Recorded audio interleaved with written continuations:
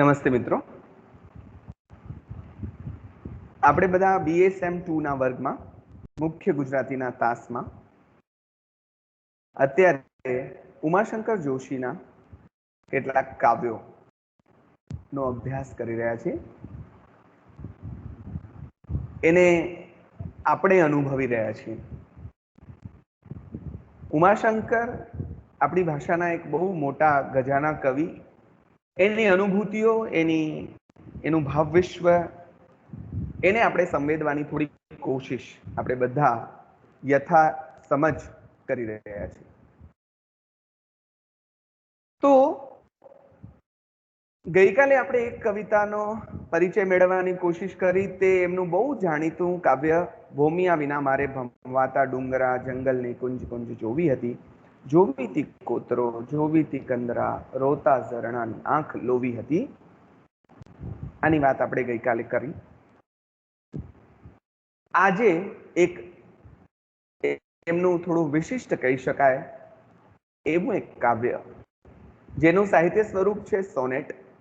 તમને બધાને ખ્યાલ છે, છતાં જણાવું કે કેટલાક સ્વરૂપો ગુજરાતી કવિતામાં આપણે ત્યાં બહારથી એટલે કે વિદેશથી, પશ્ચિમમાંથી અને અન્યત્રથી આવીને હવે આપણા પોતિકા થઈ ગયેલા છે. જેમ કે સોનેટ છે તો એ ઇટાલીથી આવેલો કાવ્ય પ્રકાર છે. 13મી સદીમાં ઇટાલીમાં ઇટલી પણ કહે છે, એમાં સોનેટ લખવાની શરૂઆત થયેલી ને પછી ઇંગ્લેન્ડમાં એ સ્વરૂપ વિસ્તર્યું, યુરોપની કન્ટ્રીઝમાં, અને પછી અંગ્રેજોની સાથે ભારતમાં પણ એ સ્વરૂપ આવ્યું. અંગ્રેજી સાહિત્યના અભ્યાસીઓએ, આપણા કવિઓ, ખાસ કરીને પંડિત યુગના આપણા કવિઓ એ આ બધું ભણ્યા, જે પૂર્વ અને પશ્ચિમનું સાહિત્ય.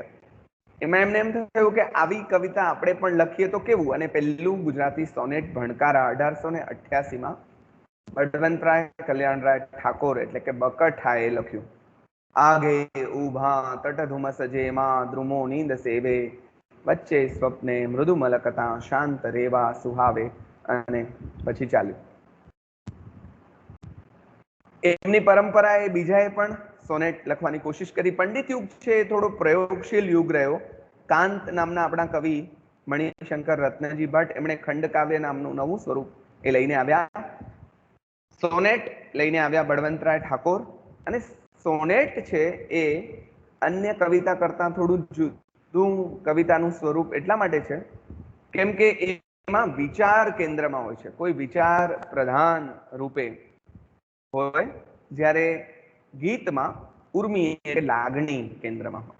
ગઈકાલે આપણે જોયું ને, એ ઉર્મી ગીત કહી શકાય. આમ કરવું તું, આમ કરવું તું, that was the feeling of Umashankar. હવે now what Umashankar is thinking about, એટલે એનો જે વિચાર છે એ આપણને અહીંયા આવશે આ સોનેટમાં. બરાબર? તો સોનેટમાં 3 પ્રકાર પ્રસિદ્ધ થયા.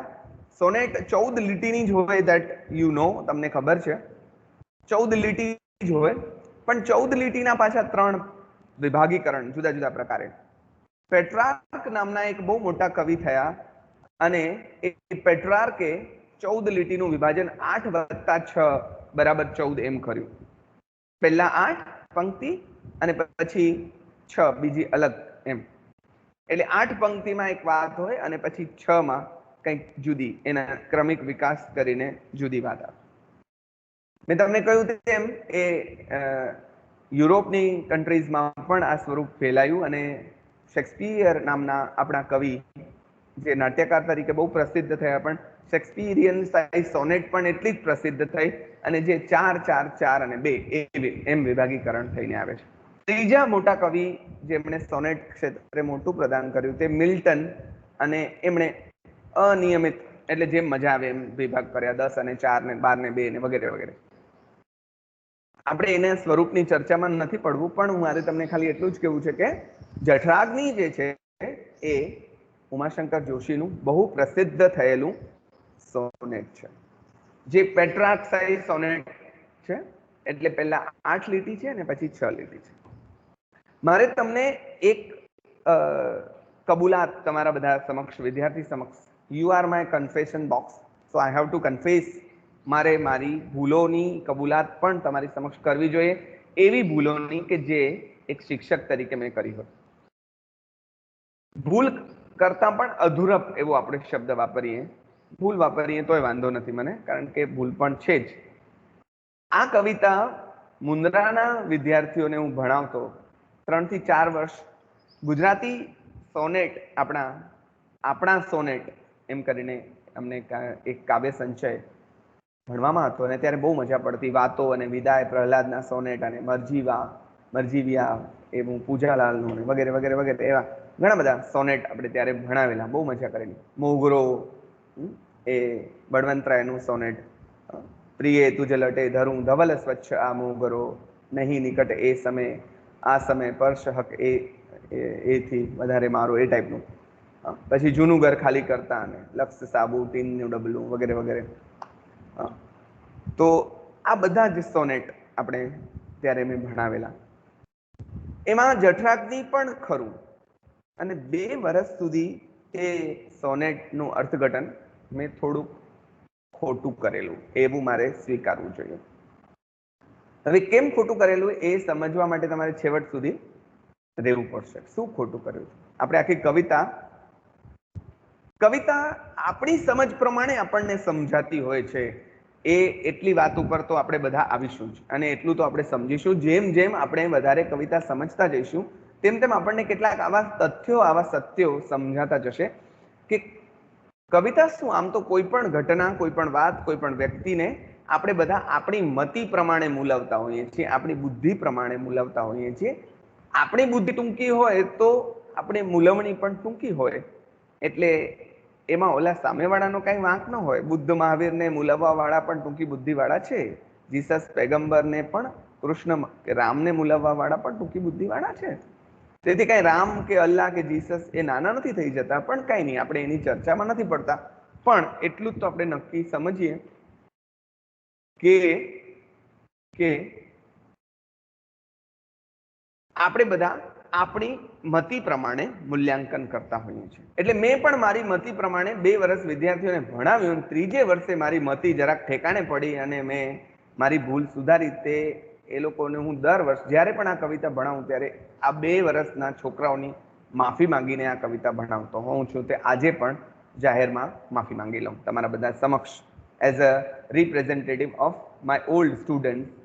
મારા જૂના વિદ્યાર્થીઓના પ્રતિનિધિ તરીકે નવા વિદ્યાર્થીઓ સમક્ષ માફી માંગી લઉં. શું ભૂલ કરેલી મેં એ તો તમને હું છેલ્લે કહીશ. ઉમાશંકરની મિશ્રોપજાતિ છંદમાં લખાયેલી આ એક સોનેટ રચના. હવે પહેલા છે ને હું એ વાંચી જાઉં, એનો પાઠ કરી જાઉં, એટલે તમને એનો ટોન સમજાઈ જાય, એનો કાકુ ગુજરાતીમાં જેને કહેવાય ને તે સમજાઈ જાય. એ શું કેટલુંક તો છે ને કવિતા અમારા સાહેબ અમને, એટલે ઉમાશંકરે જ કહ્યું આમ તો, કવિતા કાનથી વાંચો. હવે આપણને એમ થાય કાનથી કેવી રીતે વાંચવી? કવિતા વાંચવા માટે તો આંખ જોઈએ ને. ના, કવિતા કાનથી વાંચો. એટલે મને યાદ આવે છે અમારા 8, 9, 10 ધોરણમાં જેમણે અમને ગુજરાતી ભણાવેલું છે એવા ભગવતી પ્રસાદ છોટાલાલ રાવલ સાહેબ, અમારી હાઈસ્કૂલના સાહેબ, અમને એક કવિતા 3, 4 વખત આખા ક્લાસમાં મોટેથી ગવડાવતા. જે ગાઈ શકાય તે, બાકી ન ગાઈ શકાય તેનો પાઠ કરાવતા. એટલે અમારા કાન એ કવિતાથી ભરાઈ જતા, અને પછી અમારું ચિત્ત પણ એ કવિતાથી ભરાઈ જતું. પણ પહેલા કાન, it poetry enters from the ears. અહીંયા કાનમાંથી પ્રવેશે છે તમારા, કારણ કે બોલાયેલો શબ્દ જે કાનમાં પડે છે તે એની ખરેખર અર્થછાયા પ્રગટ સમજાવવામાં આપણને મદદરૂપ થાય છે. કેવી રીતે બોલાય, that is also important thing. તો આ કવિતાનો સૂર કંઈક આવો છે, આનો ટોન, આનો કાકુ કંઈક આવો છે. આપણે વાંચીએ, એનો પાઠ કરીએ, પછી એને સમજવા માટે નાનકડી કોશિશ કરીએ. હજી પણ પૂરેપૂરું સમજીશું જ એવો કોઈ જ દાવો નથી. આ કવિતા આમ વાંચી શકાય. રચો રચો અંબર ચુંબી મંદિરો, રચો રચો અંબર ચુંબી મંદિરો, ઊંચા ચણો મહેલ ચણો મિનારા. રચો રચો અંબર ચુંબી મંદિરો, ઊંચા ચણો મહેલ, ચણો મિનારા, મઢો સ્ફટિકે લટકાવો ઝુમ્મરો. મઢો, અરે મઢો મઢો, મઢો સ્ફટિકે લટકાવો ઝુમ્મરો, રંગે ઉડાવો જળના ફુવારા. રચો, રચો રચો ચંદન વાટિકાઓ. રચો, અરે રચો રચો, રચો રચો ચંદન વાટિકાઓ, ઊંડા તણાવો નવરંગ ઘુમ્મટો, ને કંઈક ક્રીડાંગણ ચંદ્રશાળા રચો ભલે.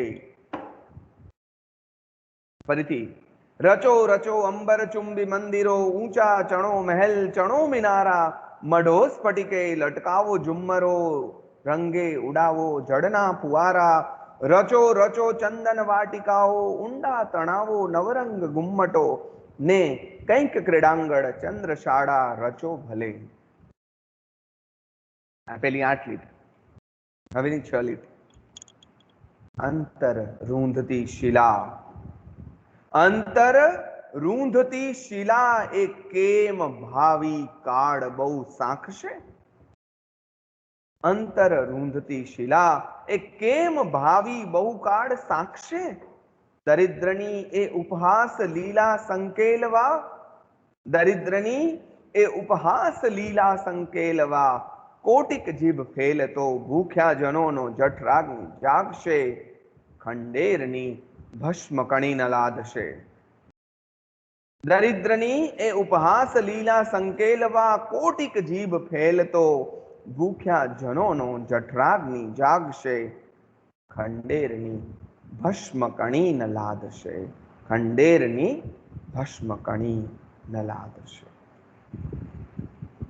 હવે આ કવિતા વાંચતા વાંચતા, એનો પાઠ કરતા કરતા આપણે ઉમાશંકર જેવો ઉમાશંકર, બહુ જ મૃદુ માણસ, બહુ જ શાંત એવા માણસ, પ્રેમાળ માણસ, એકદમ પ્રેમથી વિશ્વ માનવી થવાની ખેવના રાખવા વાળો માણસ, માનવ મટી બનું વિશ્વ માનવી, આવી વાત. હણોના પાપીને દ્વિગુણ બનશે પાપ જગના, લડો પાપો સામે વિમલ દિલના ગુપ્ત બળથી, આવી વાત કરવા વાળો માણસ. વિશાળે જગ વિસ્તારે નથી એક જ માનવી, પશુ પંખી પુષ્પો વનોની છે વનસ્પતિ, આવી વાત કરવા વાળો માણસ. યુવાન, તમારા જેવડો, તમારાથી થોડોક મોટો, આ યુવાન જાણે કે કોઈ આવેશમાં આવીને, આક્રોશમાં આવીને, અંદરથી વલોવાઈ ગયા પછીની સ્થિતિમાં આવીને આ કવિતા કરતા હોય એવું આપણને પહેલી નજરે લાગે છે. જઠરાગ્નિ એવા શબ્દનો હું શબ્દાર્થ કરો એવું પૂછીશ નહીં તમને બધાને, તમે સમજતા હશો. જઠર વત્તા અગ્નિ એવી સંધિ છે, અને જઠરના અગ્નિ નો સંદર્ભ તો છે, પણ સ્થૂળ સંદર્ભની સાથે જોડશો તો કવિતાની મજા મરી જશે. જઠરાગ્નિ, અંદર સળવળતી આગ. અંદર, આપણી અંદર પણ આગ છે. 5 મહાભૂતની વાત કરવી હોય ને તો જ થાય. આપણી અંદર આકાશ છે, આપણી અંદર હવા છે, વાયુ છે, આકાશ પણ છે. તમે કહેશો કે આકાશ કેમ છે?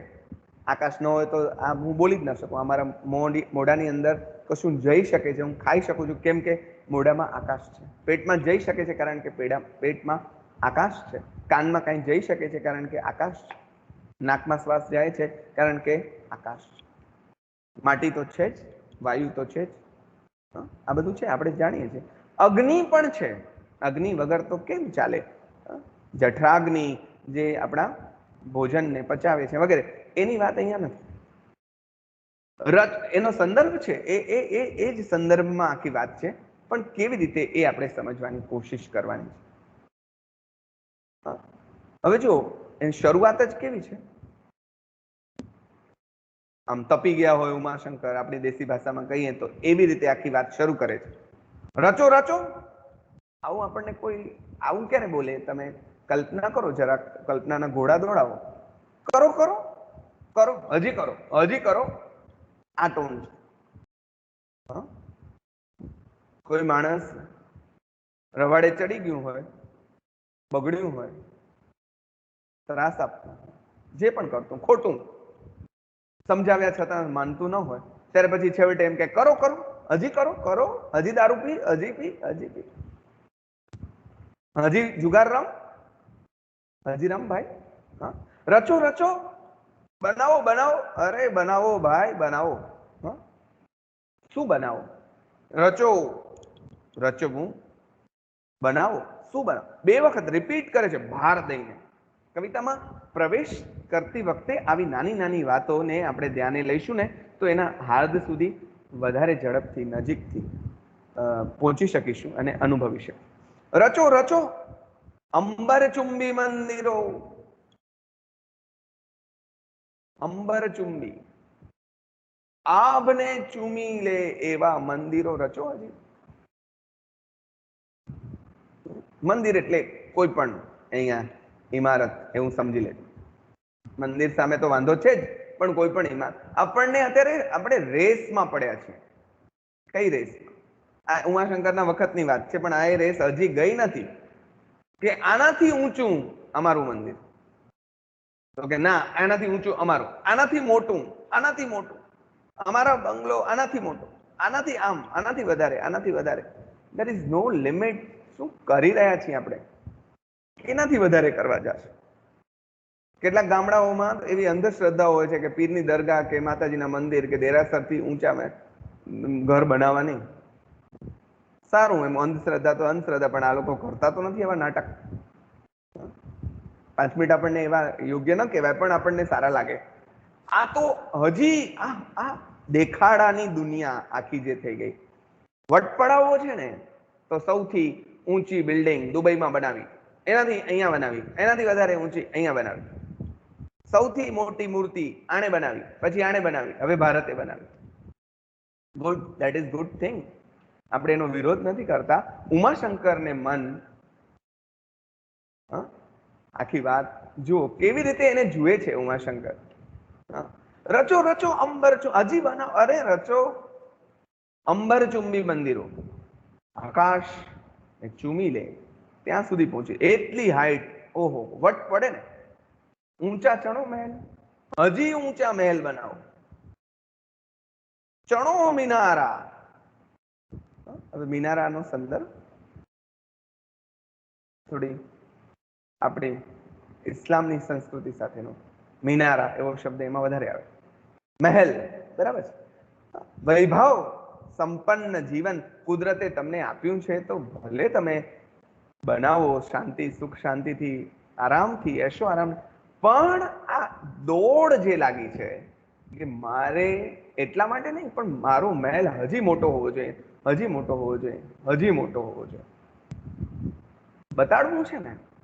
આપણે બધાને વટ પડાવવો છે, એટલે વટ પડાવવા માટે તો આ બધું કરવું પડે ને. એમ આપણી દલીલ પણ કરી. એટલે ઉમાશંકર કહે છે કરો ભાઈ, કાંઈ વાંધો નહીં, મારે કાંઈ તમને કેવું જ નથી. રચો રચો અંબર ચુંબી મંદિરો, ઊંચા ચણો મહેલ, ચણો મિનારા. વાત એક જ છે, શબ્દો જુદા જુદા. મઢો સ્ફટિકે, આખાને સ્ફટિકથી મઢી દો. એવો પથ્થર મોંઘો, સ્ફટિક પારદર્શક હોય એવો. સ્ફટિકની આટલી મૂર્તિ એ બહુ જ મોંઘી હોય. આખા ઘરને સ્ફટિકથી જ મઢી દો ને બાપા. એવું કરો, ચાલો. કેવો વટપડ. મઢો સ્ફટિકે, એટલાથી ન પતતું હોય તો લટકાવો ઝુમ્મરો. ઘરમાં ઝુમ્મર લટકાવો. ઘણા ઘરોમાં હોય ને, ભલે હોય, આપણે બહુ સારું. આપણા ઘરમાં નથી એટલે આપણે દેખાઈ કરીએ એવું નહીં, પણ લટકાવો ઝુમ્મરો એમ કે છે. રંગે ઉડાવો જડના ફુવારા, ઘરની આગળ ફુવારાઓ લગાડો. અરે મહેલોની બારે તમે જોયા હોય ને સાઉથની પિક્ચરોમાં ને જો કેટલા મોટા ઘર, રહેવા વાળા 3 જણા, પછી ભૂત ને એમ બધું આવે બતાવે. આપણે આવે જ ને, રહેવા માટે કોક તો આવે કે નહીં. એટલે રંગે ઉડાવો જડના ફુવારા. ઉમાશંકરને આ કોઈ વ્યક્તિ સામે વાંધો નથી. તમને એમ થાય કે આ કોક આ બધું બનાવતો હશે એની સામે ઉમાશંકરને વાંધો છે ભૌતિકતા સામે. ભૌતિકતા એટલે ભોગ વિલાસ. અરે પૈસો ને ધન ને વૈભવ, એની હાવ ભેગું કરવું અને એમાંથી આવા સુખ ભોગવવા. આ રંગે ઉડાવો જડના ફુવારા. આ બધું કઈ જરૂરિયાતમાં નથી આવતું, આ મોજ શોખમાં આવે છે. તમારા ઘરમાં ફુવારો ન હોય તેથી કરી તમને કાંઈ જીવનમાં ફરક પડે નહીં.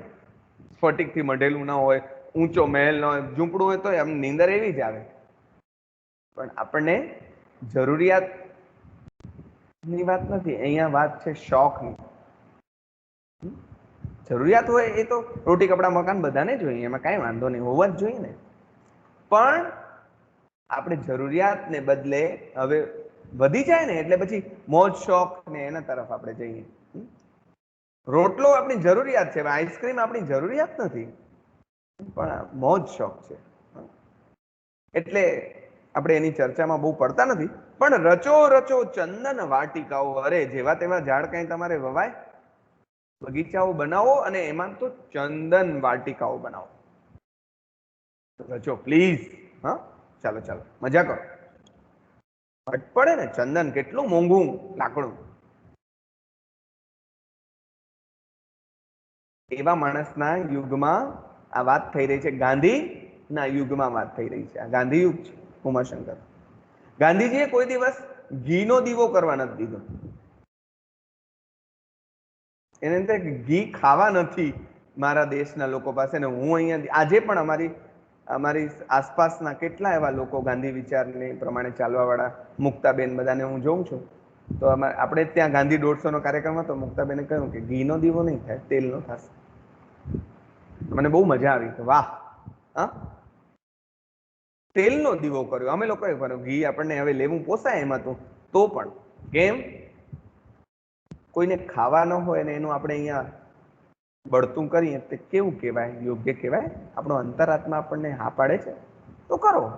અંતરાત્માનો અવાજ સાંભળવાનો આપણને બહુ ટેવ નથી રાખી એટલે આપણે પૂછવા જતા નથી. પણ આ તો ગાંધી રંગે રંગાયેલો માણસ છે. એટલે ગાંધી ઈચ્છત તો આ બધું કરી શક્યા હોત. આ બધા આનાથી ઊંચા મહેલોમાં રહી શક્યા હોત. પણ આ માણસ આજીવન પોતડીમાં ફર્યો. કેમ? મારા દેશના લોકો પાસે પહેરવા પૂરતા કપડાં ન હોય તો મને કોણે અધિકાર આપ્યો કે હું પૂરા કપડાં હું કેવી રીતે પહેરી શકું? આ સમસંવેદન જે ઉમાશંકરે અનુભવ્યું, તમે જરા તુલના કરો તો ખબર પડે કે આવું સમસંવેદન આપણા પછીના કે હમણાંના કોઈ નેતાઓમાં છે ખરું? ઉમાશંકર ગાંધીજીને કઈ નેતૃત્વ કરવું નહોતું, નેતા નહોતું બનવું. નેતા બનવું હતું તો એ વડાપ્રધાન નહેરુ બને કે સરદાર, એ પ્રશ્ન જ ના હોત. ગાંધીજી જ બને ને. આપણે જ ના બનીએ ને, બનવું જ નહોતું. એને તો કામ કરવું. આવો નેતા તમે જોયો જે થર્ડ ક્લાસ હોય ને, એટલે થ્રી ટાયર નહીં, સોરી, થ્રી ટાયર તો એસીમાં હોય, પણ સેકન્ડ ક્લાસ ને થર્ડ ક્લાસ ડબ્બાઓ હોય એમાં, એટલે લોકલ પેસેન્જર માટેના ટ્રેનમાં, એમાં ગાંધીજી બેસતા. તો કોઈ એને પૂછતું કે કેમ આમાં બેસો છો? તો કે આનાથી હવે પાછળ કાંઈ છે નહીં ને, એટલે આમાં. તદ્દન સામાન્ય માણસો સાથે મુસાફરી કરી, તદ્દન સામાન્ય માણસ જેવું જીવન જીવ્યા, અને છતાં અસામાન્ય એ રહ્યા. કેમ? કામ કરવું હતું આ બાપાએ. એના આ પગલે ચાલવા વાળો આપણો, એનાથી પ્રભાવિત થયેલો એક યુવાન કવિ આ લખે છે. એટલે એમાં તમને ગાંધી ડોકાશે, ગાંધી દેખાશે. કેવી રીતે તમને હું કહું હમણાં. રચો રચો ચંદન, હજી રચો, અરે રચો. આનો ઉમાશંકરને સૂટ ન થાય એવો આ ટોન છે. ઉમાશંકરની પ્રકૃતિમાં જરા જામે. તમે નરસિંહને વાંચો ને તો મજા પડી જાય મિત્રો. એમાં ક્યાંય એના સૂરમાં આક્રોશ નથી. જો વૈષ્ણવ જન તો તેને રે કહીએ, પીડ પરાઈ જાણે રે, પર દુખે ઉપકાર કરે તોય મન અભિમાન ન આણે રે. વૈષ્ણવજન આને કહેવાય. એમાં કઈ આમ મારી કુટીને કે નહીં કે યુ આર નોટ વૈષ્ણવ. દયારામની એવી જ પંક્તિ કવિતા છે. વૈષ્ણવ નથી થયો તું રે, સિદ્ધ ગુમાનમાં ઘૂમે. આપણે એનો ટોન વાગે એવો છે. નરસિંહ તો મૃદુ માણસ છે, ઉમાશંકર પણ એવા જ મૃદુ માણસ છે. એ આવું બોલે છે ત્યારે આપણને એમ થાય છે કે કેટલો આ માણસ અંદરથી વલોવાયો હશે ત્યારે આ નીકળ્યું છે. એટલે રચો રચો અંબર ચુંબી મંદિરો, ઊંચા ચણો મહેલ, ચણો મિનારા, મઢો સ્ફટિકે, લટકાવો ઝુમ્મરો, રંગે ઉડાવો જળના ફુવારા. અરે કરો, રચો રચો ચંદન વાટિકાઓ, ઊંડા તણાવો નવરંગ ઘુમ્મટો. કાંઈ જ જરૂર ન હોય ઘુમ્મટની, છે શોભા, બરાબર છે, કલાના પરસેપ્શન થી બરાબર છે વાત, પણ અહીંયા સર્જકને તો જીવનના પરસેપ્શન થી આખી વાતને જોવી છે. કલા કરતા પણ પહેલા જીવન છે. એટલે આના પાછળનો ઉદ્દેશ શું છે એ સમજીને પછી એ બોલે છે. ઊંડા તણાવો નવરંગ ઘુમ્મટો ને કંઈક ક્રીડાંગણ રમત ગમતના બનાવો. ચંદ્રશાળા રચો ભલે, પ્લીઝ, ચંદ્રશાળા એટલે અગાશી. ચંદ્ર, જો કેવો સરસ શબ્દ આપણને આપ્યો, ખારખારમાં પણ શબ્દો પાછા સારા આપી જાય. ચંદ્રશાળા, આપણે કોઈ દિવસ અગાસી માટે ચંદ્રશાળા એવો શબ્દ તો વાપર્યો નથી. હવે જયારે અગાસી ઉપર જાઓ ત્યારે બૂમ પાડજો કે આવો બધા ચંદ્રશાળામાં રમીએ, એવું તો ઘરમાં બધા કહેશે આ વળી કઈ શાળા છે, હસશે આપણા. એ સમયે હજી પંડિત યુગની અસર ચાલે છે, એટલે ભલે કોમન મેન સમજે એવી ભાષા બોલતા સર્જકો, પણ ચંદ્રશાળા જેવો શબ્દ બહુ સરસ છે. અગાસી માટે આવો સરસ શબ્દ તમે આપણી ભાષામાં જ હોય, કેવી સરસ વાત. ચંદ્રશાળા રચો, મોટી મોટી અગાસીઓ ને આહા એશો આરામ જલસા આ તે. આપણને 5 મિનિટ એમ થાય કે ઉમાશંકરને આ પૈસાવાળાની દેખાઈ આવે છે કે શું? ભાવક તરીકે આપણને બધું થઈ શકે, તમને બધાને થતું હોય તે જ હું વિચારીને કહું છું કે બિચારા પાસે પૈસો છે તો ભલે ને, તો તમારા કેટલા ટકા, તમને શું વાંધો પડ્યો આમાં? તમારી પાસે વૈભવ છે તો એને, એની પાસે છે, તમારી પાસે નથી તો એને માણવા દો. તમે શું કામ આવડી પંચાયતમાં પડો છો? આપણને એવો વિચાર આવી શકે, અને તમે આવે તો કઈ ખોટો નહીં, તમે બધા વિદ્યાર્થી એ ઉંમરના છો તો તમને આવે. પણ આપણને એમ તો થાય જ કે એમને એમ તો ઉમાશંકર કે નહીં, કાંઈક હશે, ચાલો જોઈએ શું છે. What is the reason why Umashankar અવડા તપી શું કામ ગયા છે, આપણે જોઈએ તો ખરા. હવે જુઓ, પેલી 8 લીટી, હવે ટર્નિંગ પોઈન્ટ આવે છે. એટલે આ પણ સોનેટની સ્વરૂપગત લાક્ષણિકતા છે કે વિભાગ પડે એટલે જેમ કે 4 4 4 2 હોય ને, તેમાં 4માં એક વાત હોય, પછી બીજી 4માં એનો વિકાસ થાય, એ ત્રીજી 4 લીટીમાં એનાથી આગળ જાય વાત, અને છેલ્લી 2 લીટીમાં તો આખો ભણાક આવી ધડાકો થાય એકનું બીજું. અહીંયા હવેની 6 લીટી, એમાં શું છે? અંતર રૂંધતી શિલા એ કેમ ભાવિ કાળ બહુ સાક્ષ. તમે આ બધું કરી રહ્યા છો, અંતર રૂંધતી શિલા, અંતરને આમ વીંધી નાખે. આ વિંધાઈ ગયા પછીની જે કવિતા છે, મેઇન વાત તો આ જ. કવિ પોતે વિંધાઈ ગયા છે. કવિને આમાં કઈ વાંધો પડે એમ નથી, કવિ તો બરાબર છે, સુખી અને માપસર બરાબર છે ઘર, એ કઈ પોતે ગરીબ માણસ નથી. પણ આ બધા જે ધનિકો શ્રીમંતો, શ્રીમંત બન્યા કોના ખભા ઉપર છે? ગરીબોના ખભા. અવડી મોટી ફેક્ટરી, કામ કોણ કરે? સામાન્ય મજૂરો. અને એનો નફો બધો કોને જાય? એના માલિકને. તે જાય, એનો આપણે સામે, એની સામે કઈ વાંધો નથી, પણ માલિકે એ તો વિચાર કરવો જોઈએ ને કે જેના ખભે હું બેઠો છું એને કાંઈક તો 2 ટકનો રોટલો મળે એટલોથી મારે વ્યવસ્થા કરવી જોઈએ કે નહીં? એનું શોષણ કરીને હું મારા મહેલ બનાવું, એ તો યોગ્ય ના કહેવાય ને. પણ આપણે ત્યાં પહેલેથી, આપણે ત્યાં નહીં, યુગોથી વિશ્વ સમસ્તમાં નબળાને હંમેશા બધાએ દબાવ્યો છે. કચડાયેલો વર્ગ હંમેશા કચડાતો રહ્યો છે. એની સામે ઉમાશંકરને વાંધો છે કે આ બધાને દબાવી દબાવી, કચડાવીને તમે કેટલોક સમય આમ કરશો? Please stop. એમ બોલ્યા નથી, એમ બોલ્યા નથી પાછા, પ્લીઝ સ્ટોપ, અટકો એમ બોલતા નથી. એ તો એમ કે છે કરો કરો, હજી કરો, કરો, હજી કરો એમ કે છે. કચ્છીમાં એક કહેવત છે, કીડી કે ચપલીંદા તો પાણી ન કર દો. ફરીથી રિપીટ કરું છું, તમે સમજ્યા ન હો કદાચ.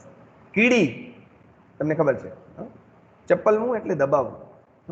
કીડી કે ચપલીંદા, જો કીડીને દબાવશો તો પાણી ન કર દો, પાણી નીકળશે.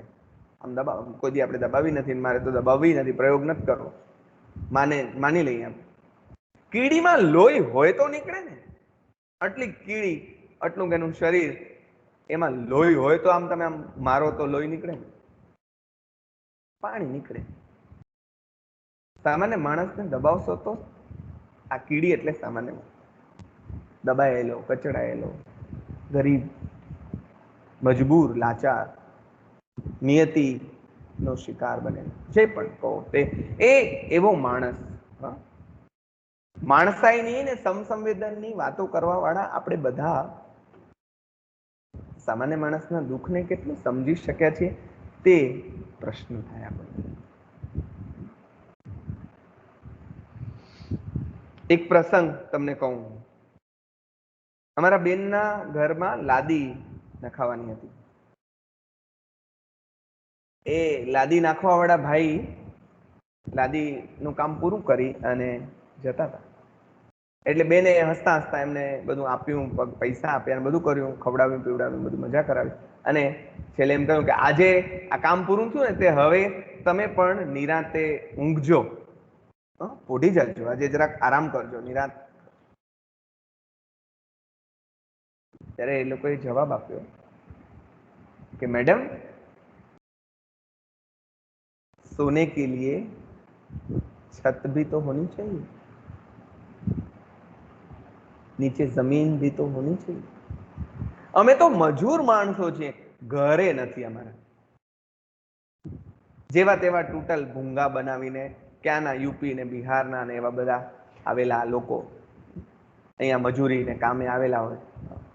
તમે માનશો, બેન કહ્યું કે એ દિવસથી હું એટલી ડિસ્ટર્બ થઈ, આજે પણ એ ગાદલું પાથરીને એના ઉપર સૂતા નથી. અને એમ થાય કે ગાદલું પાથરું તો મને એમ થાય કે કયા અધિકારથી હું ગાદલું પાથરીને આ ફ્લોર પર, ટાઇલ્સ પર સૂવું? જેને આ નાખી છે એને સુવા માટે તો ઘર નથી, કઈ છે એની પાસે. તો આવું સમસંવેદન આપણામાંથી કેટલા જણાને અનુભવાય છે? That is a big question. આપણે પોતાની જાતને માણસ કહીએ છીએ ત્યારે this is a big question. અંતર રૂંધતી શિલા એ કેમ ભાવી બહુકાળ સાક્ષ.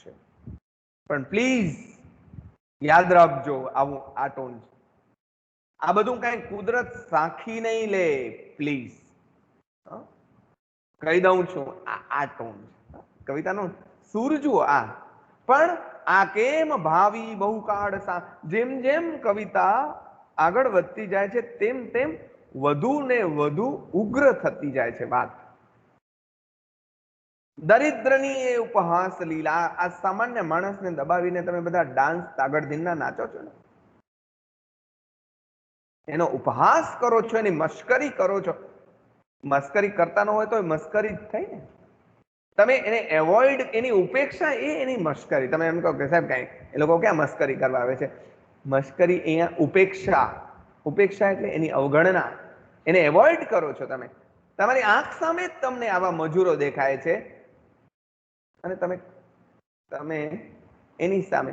અમારા બેનને અપંગોની શાળામાં ક્યારેય અમે ગાડીથી જતા જ જોયા નથી. બેન કે આપણે કોની પાસે વટ પડાવ? જેને હાથ પગ નથી એમાં આપણે એની સામે આપણે આમ 5 લાખની ગાડીમાં ઉતરીએ અને આપણો વટ પડે. આ કેવી હલકી માનસિકતા કહેવાય, કેટલી નિમ્ન વાસ્તવિક માનસિકતા કહેવાય. આપણા ઘરને આપણે કલર નથી કરાવતા, ક્યાંય સાદું સીધું આમ ને આમ છે. કોઈ આવે તો એમ થાય કે આ સામાન્ય માણસનું, સામાન્ય જ છીએ પણ છતાંય, કેમ કે આપણી આસપાસ તદ્દન સામાન્ય લોકો રહે છે. આપણું ઘર આમ ઝાકમ ઝાડ વાળું હોય, બધાને એમ થાય કે ઓ જોયું, આપણી પાસે નથી તે આમની પાસે છે. અને એનું જીવ 5 મિનિટ બળે ને તોય હિંસા જ કહેવાય. અહિંસાની વાત અહીંયા સુધી આપણે લઈ જવાની છે. એટલે દરિદ્રની આ ઉપહાસ લીલા સંકેલવા. આજે ઉપહાસ તમે એની મશ્કરી કરી રહ્યા છો ને, એનો મજાક જે ઉડાવી રહ્યા છો, આ બધું તમને એમ થાય છે કે બધું ચાલશે. ના, બધી લીલાઓ સંકેલાઈ છે તેમ આ ઉપહાસ લીલા પણ સંકેલાશે. અને આ લીલાને, આ ઉપહાસ લીલાને સંકેલવા કોટિક જીભ ફેલતો, કોટિ હજાર, કોટિક હજારો, હજારો જીભોમાં ફેલાયેલો ભૂખ્યા જનોનો જઠરાગ્નિ જાગશે. ભૂખ્યા જનોનો, તમારી સામે જ ભૂખ્યા માણસો મરી જાય છે અને તમારું અહીંયા અનાજ વેડફાય છે. કેમ થાય? કેમ થાય? અને પાછા આપણે પોતાને ભણેલા ગણેલા આધુનિક સમજદાર હોશિયાર ડાયા ડમરા એવા માણસો કહીએ છીએ. હા, ભૂખ્યા જનોનો જઠરાગ્નિ. આ જેથી ઉમાશંકર પણ તપી ગયા આમ જોરદાર, આપણી દેશી ભાષામાં. આ બાવો આજે તપી ગયો છે. ભૂખ્યા જનોનો જઠરાગ્નિ જાગશે, કહી દઉં છું. અને છેલ્લી જે લીટી છે એ તો શ્રાપ વાણી હોય એવી લીટી છે, જાણે શ્રાપ ઉચ્ચારતા હોય. ઋષિ સાધુ કોઈ દી શ્રાપ આપે નહીં, અને આપે તે સાધુ ન હોય એવી મારી અંગત માન્યતા છે. તમારી ન પણ હોય ને તમે સાચા પણ હો, હું ખોટો પણ હો, પણ સાધુ જે અંદરથી ઠરેલો હોય તે કોઈ દિવસ શ્રાપ ના આપે. પણ અહીંયા આપણને એમ લાગે કે જાણે કે ઉમાશંકર હમણાં બોલી જશે, ભૂખ્યા જનોનો જઠરાગ્નિ જાગશે, ખંડેરની ભસ્મ કણી ન લાદશે. કહી દઉં છું, તમારા જે મહેલો છે ને, ઊંચા ચણો મહેલ, ચણો મંદિરો, મહેલો, મિનારા, લટકાઓ, ઝુમ્મરો, ફુવારા, ચંદન વાટિકા, ઘુમ્મટો, ક્રીડાંગણ, ચંદ્રશાળા, આ બધું જ, આ બધા એક સેકન્ડમાં ખાખ થઈને ઉડી જશે. ભૂખ્યા જનોનો જઠ, જે દિવસે આ આગનો ઉભરો બહાર આવ્યો ને, આ બળાપો જ્યારે બહાર આવ્યો ને, અને એની આગ એટલી પ્રચંડ હશે, એટલી પ્રચંડ હશે, એટલી પ્રચંડ હશે કે તમારા મહેલો ખંડેરમાં ફેરવાઈ જશે, અને ખંડેરની પણ ભસ્મ કણી, રાખ પણ જળશે નહીં. કહી દઉં, આવું ઉમાશંકર ખંડેરની ભસ્મ કણી ન લાદશે. હા, આપણે આખી કવિતા વાંચતા વાંચતા ભણતા સમજતા આપણે આમ આખા જુદા આક્રોશના ભાવમાં આવી જઈએ.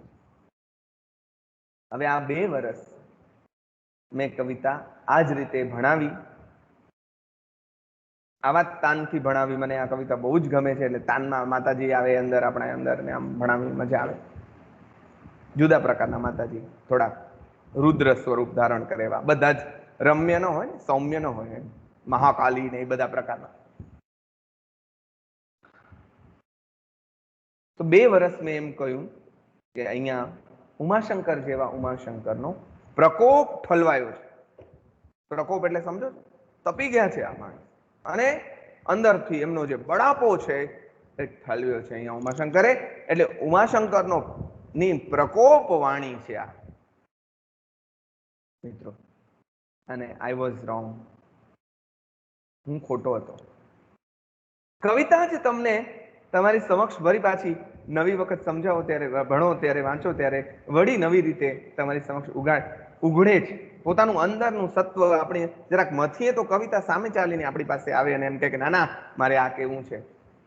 આ જ કવિતા ફરી પાછી મારી પાસે આવી, ભણાવવાની શરૂઆત કરી. આટલી વાતે અહીંયા સુધી આમ જ ચાલ્યા. પછી મને એક વાત દેખાણી, તે આ.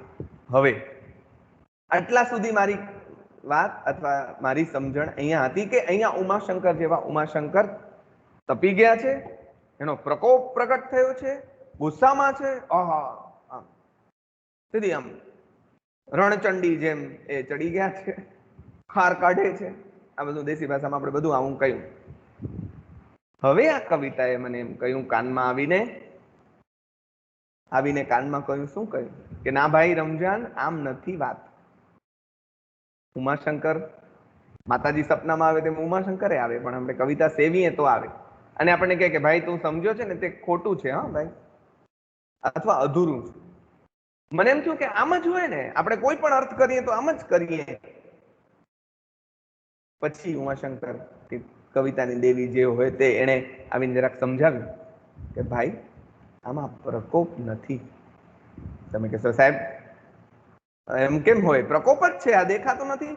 એનો ટોન જુઓ, એનો કાકુ જુઓ, એનો વે ઓફ એક્સપ્રેશન જુઓ, એની રજૂઆત જુઓ, તમે આમ જ થાય. રચો રચો અંબર ચુમ એમ કરીને ગાઈ ન શકાય આ ગીતની જેમ. હું તો ગઈ તી મેળાવાને એના જેવું નથી આ કઈ. આ કઈ ગીત નથી. ઈંધણા વીણવા ગઈ તી મોરી સૈયર જેવું કઈ છે નહીં આમાં. એવું કઈ લાલિત્ય સભર કશું જ નથી. બધું આમ ઉગ્ર છે, આમ તપી ગયા છે. તો તમે એમ કહો છો કે આમ કેમ ખોટું? ના, પ્રકોપ નથી. હવે હું તમને કહું, છેલ્લી 5 મિનિટ. હું દારૂ પીતો હોઉં, હું જુગાર રમતો હોઉં, કે કોઈ પણ ખોટો જેને આપણે કામ કહીએ છીએ તે કરતો હોઉં, કોઈ પણ વ્યભિચાર, વ્યસન, ઠીકણા પૂછણા, જે પણ, મારી માં કે મારો બાપ મને રોકે છે કે રમજાન આમ ન કરાય, આમ ન કરાય, આમ ન કરાય, આમ ન કરાય, ત્યાં સુધી એમનો ટોન શું હશે? બેટા, પહેલું વખત કીધું હોય ત્યારે આમ ન કરતો, આ બહુ ફોટો માર્ક ન જવાય આપણાથી. આપણી ખાનદાની જોઈ તે, તને ન શોભે, તું તો આમ છો, તેમ છો, ફલાણું, તું તો કેવો ડાયો, તારાથી આમ થાય નહીં. બેટા, આ માર્ગે ખોટું છે, અહીંયા જવાય નહીં, આમ કરાય નહીં. આમ કોઈ ગયા નથી જો, ભલા માણસો બધા ક્યાંય આવું કર્યું છે? સંતોએ આવું ના પાડી છે આમ કરવાની. આમ છે એવું બધું આવે. 1 વાર, 2 વાર, 3 વાર, 4 વાર, 5 વાર, 10 વાર મારી માં મને સમજાવે, અને તોય હું ન સમજું ત્યારે મારી માં ગુસ્સામાં લાલ આંખ કરી અને મને એક ગાલ ઉપર થપાટ ઠકા કરાવતા કે હવે સમજસ કે નહીં સાલા, નહીતર ગેટ આઉટ, ઘરમાંથી બહાર નીકળી જા. કઈ ભાન પડે છે? અને જો કરવું હોય તો કર, જા જા જા જા, અહીંયાથી રવાનો થાય, અહીંયા જા, નીકળ. આ ઇમેજિનેશન, તમે કલ્પના કરો. હવે તમે વિચારો કે આમ કરવા પાછળ આ માં, જ્યારે એની માં એને ગાળ દે છે, એને મારે છે, વઢે છે, ઘરમાંથી બહાર કાઢી દે છે, અને એમ કહે છે કે સાલા તારું ધનોત પનોત નીકળી જશે, કઈ ખબર પડે છે કે નહીં? આપણને એમ થાય કે આ માનો પ્રકોપ બહાર પડ્યો, બહાર આવ્યો એમ. ના, દીકરો કોઈ રીતે સમજતો નથી, ત્યારે માએ આખરે છેલ્લે આ રસ્તો અપનાવ્યો અને એને એમ કહ્યું કે આમ ન કરાય. પણ એમ કીધા પછી તો એ કર્યા કરે છે.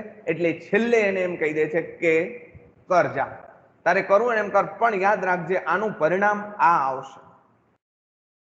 એને લાસ્ટ એનું રિઝલ્ટ બતાડી દીધું કે તું જે રસ્તે જઈ રહ્યો છે એનું પરિણામ આ આવશે, અને તારું ધનોત પનોત નીકળી જશે, તારું નસ્તો નાબૂદ થઈ જઈશ તું.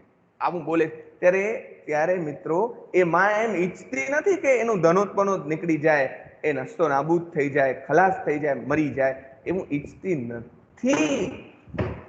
પણ ઓલો સમજે જ નહીં, સમજે જ નહીં, સમજે જ નહીં, સમજે જ નહીં. ત્યારે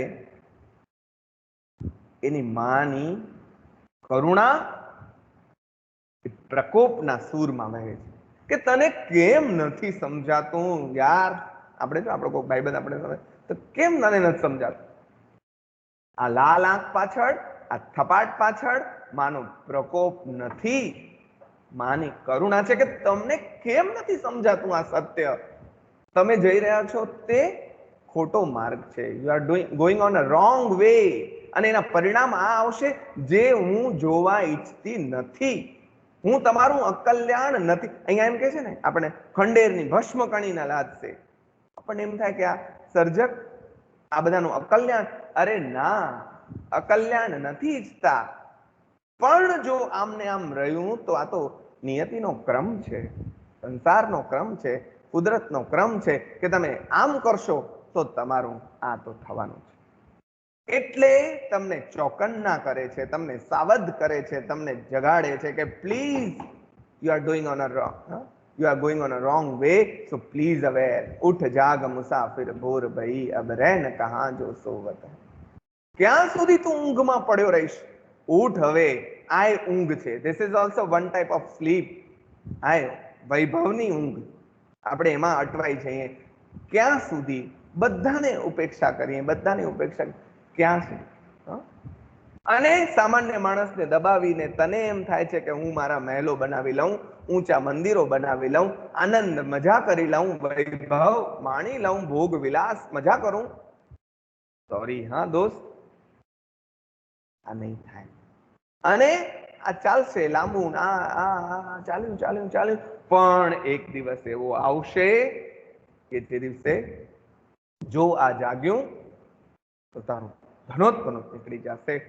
હું એમ નથી ઈચ્છતો કે તારું ધનોત્પનોત નીકળે, હું નથી ઈચ્છતો કે તારું અકલ્યાણ થાય, એટલે હું તને જગાડું છે કે મારા ભાઈ પ્લીઝ જાગી જા. Oh my dear brother please, મારા વાલા ભાઈ. આવું સંબોધન છે ને, પણ અંદર આ છે, અંદરનો બડાપો, સૂર બડાપાનો છે અને વાત કરુણાની છે. તમે વિચાર તો કરો આ કવિતા કેટલી ઊંચી છે. સૂર એક અને અંદર બીજું. તમને આ સમજાવવા મારી પાસે આ માનું ઉદાહરણ એક માત્ર છે. ગુરુજન પણ આપણી સાથે આમ કરે છે. આપણું વડીલ, તમને તમારા બાપા વઢે છે ત્યારે આપણને દેખાય એમ છે કે બાપા વઢ્યા, પણ આપણે એમનું પરસેપ્શન સમજીશું તો આપણને ખ્યાલ આવશે. ધ પરસેપ્શન, ઉદ્દેશ્ય, હેતુ એ ઉમાશંકરનો શું છે આમ કહેવા પાછળનું? ઉમાશંકર એમ ઈચ્છે છે કે આ સાલાઓ બધા નકામા માણસો છે, ખલાસ થઈ જવા જોઈએ. આવા કઈ હોય માણસો? ના. ઉમાશંકર એનું પણ ભલું. મોટો માણસ તો એ છે, કવિ કેટલો મોટો માણસ. ખોટું કરી રહ્યા છે એને પણ જગાડે છે કે ન કરો, કારણ કે તમારું અકલ્યાણ હું જોઈ નહીં શકું, નહીં જોઈ શકું. દુર્યોધન જ્યારે મરવા પડ્યો છે ને ત્યારે યુધિષ્ઠિર એમની પાસે ગયા છે. એમણે એમ કહ્યું કે દુર્યોધન, જ્યારે ભરી સભામાં દ્રૌપદીના ચીરહરણનો પ્રયત્ન થયો ને ત્યારે મને તારું આ દ્રશ્ય જે અત્યારે ભજવાઈ રહ્યું છે એ દ્રશ્ય મને ત્યારે દેખાઈ ગયેલું,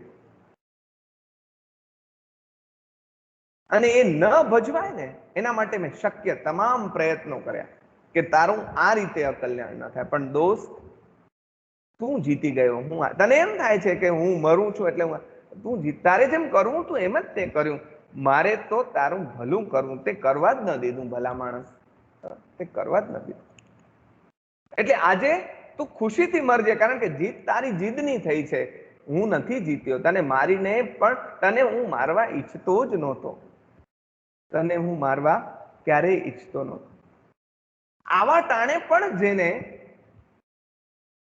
સામેવાળાનું કલ્યાણ દેખાય, આ મોટો માણસ છે. ઉમાશંકર આ સંદર્ભમાં મોટા માણસ છે. કવિ એની હાઈટ તો જુઓ. હવે આ કવિતાની મજા છે કે બહાર એક અને અંદર બીજી. તો આ ત્રીજી વખત, ચોથી પાંચમી વખત ભણાવતે ભણાવતે આ કવિતાનો આવો કોઈક સૂર, પ્રકોપનો નહીં પણ કરુણાનો સૂર આ કવિતામાં છે, તે આપણે સમજવાની આજે નાનકડી કોશિશ કરી છે. શક્ય છે કે આવનારા દિવસોમાં હજુ ભણાવતા ભણાવતા આ કવિતા કંઈક જુદા નવલા રૂપે જ આપણી સમક્ષ પ્રગટ થાય. તો કવિતાનું પણ દિને દિને નવમ નવમ જેવું છે. આવી જ સરસ મજાની કવિતાઓની વાત આપણે કરતા રહીશું. આ કવિતાની વાત આજે હું અધૂરી છોડું છું એમ જ કહું, કારણ કે બહુ બધું કહેવાનું થાય, પણ આપણે સમયની મર્યાદાને પણ ધ્યાનમાં લઈએ. તમારી સહન શક્તિની પણ મારે કસોટી ન કરાય, એટલે અહીંયા આપણે આ વાતને અધૂરી છોડીએ છીએ. સૌને નમસ્કાર.